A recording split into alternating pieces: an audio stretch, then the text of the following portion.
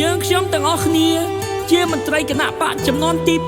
84នៃវគ្គអប់រំនយោបាយសូមបដិញ្ញាចិត្តអនុវត្តឲ្យបានសម្រេចគ្រប់ភារកិច្ចដែលបកបានប្រកល់ជូនគណៈបកប្រជាជនកម្ពុជាខ្មែរជោគជ័យកម្ពុជាមានសន្តិភាពឈ្នះអង្គសត្រូវខ្មែររស់ម្ដងទៀត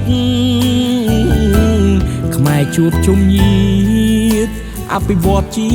តិប្រកបជាក់យុទ្ធសាស្ត្រឈ្នះរូបរួមជាធ្លុងខ្មែរមិនជាប់ផុងលងនឹងសង្គ្រាមអបលង្សំដេចដៃជោចាប្រវត្តិសាស្ត្រឲ្យខ្មែរយល់ច្បាស់រួចពីអន្តៈប្រៃផ្សាយបកប្រជាក្តីសង្ឃឹមជាតិខ្មែរសមត្ថផលហោហាយរួមថែបន្តស្នាដៃកលបត់ដល់ឆ្នាំសម្ដេចធិបតីនាយករដ្ឋមន្ត្រីការពារទឹកដីសន្តិភាពអរគុណស្នាដៃបកប្រជាជនអ្នកមានគុណធ្ងន់គ្មានបកណាមួយអាចប្រៀបខ្មែរមានមុខមាត់នៅអន្តរជា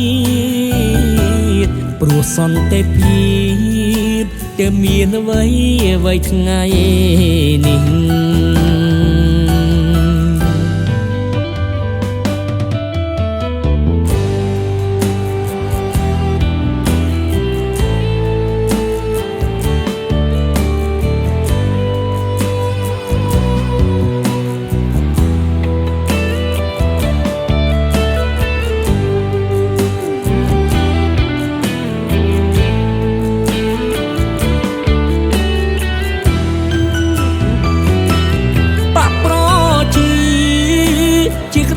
សង្ឃឹម